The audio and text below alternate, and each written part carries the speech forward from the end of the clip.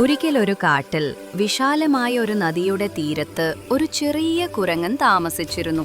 ആ വൃക്ഷത്തിൽ മധുരവും സ്വാദുള്ളതുമായ പഴങ്ങൾ നിറഞ്ഞ ഒരു ഉയരമുള്ള മരത്തിൽ അവൻ ദിവസങ്ങൾ ചെലവഴിച്ചു.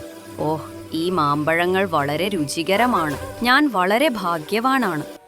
ഒരു ദിവസം ഒരു മുതല നദീതീരത്തേക്ക് നീന്തി വന്നു. അവൻ ക്ഷീണിതനും വിശക്കുന്നവനുമായിരുന്നു. കുരങ്ങന് അവനോട് സഹതാപം തോന്നി. കുരങ്ങൻ അവന്റെ ഭക്ഷണം മുതലയുമായി പങ്കുവെക്കാൻ തീരുമാനിച്ചു. പ്രിയപ്പെട്ട മുതലേ, ഇതാ കുറച്ച് മാമ്പഴങ്ങൾ കഴിക്കൂ. നീ അവ എന്തായാലും ഇഷ്ടപ്പെടും. കൊള്ളാം, ഇവയ്ക്ക് മനോഹരമായ രുചിയുണ്ട്. നീ വളരെ ദയയുള്ള ഒരു കുരങ്ങനാണ്. അന്നു മുതൽ അവർ വളരെ നല്ല സുഹൃത്തുക്കളായി. എന്നാൽ ഒരു വൈകുന്നേരം മുതല വീട്ടിലേക്ക് പോയപ്പോൾ അവന്റെ ഭാര്യ സംശയാലുവായി ചോദിച്ചു, നീ എല്ലാ ദിവസവും എവിടെ പോകുന്നു? മുതല വളരെ സൗമ്യനായി പറഞ്ഞു, എനിക്ക് ഒരു സുഹൃത്തുണ്ട്, നദിക്കരയിൽ താമസിക്കുന്ന ഒരു കുരങ്ങൻ. അയാളുടെ ഭാര്യ കൗശലത്തോടെ പുഞ്ചിരിച്ചുകൊണ്ട് പറഞ്ഞു, എന്നാൽ ആ കുരങ്ങിന്റെ ഹൃദയം എനിക്ക് കൊണ്ടുവരൂ. ആ മാമ്പഴം പോലെ മധുരമുള്ളതായിരിക്കും അതെന്ന് ഞാൻ കേട്ടിട്ടുണ്ട്.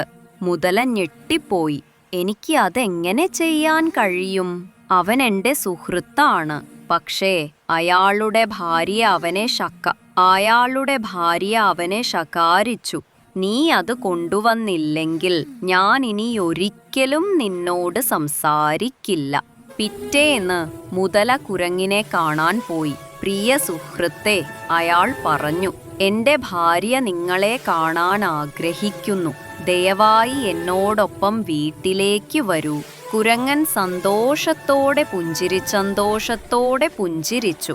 തീർച്ചയായും നമുക്ക് മുതല കുരങ്ങിനെ പുറകിൽ വഹിച്ചു നദിയിലൂടെ എതിർവശത്തേക്ക് യാത്രയായി.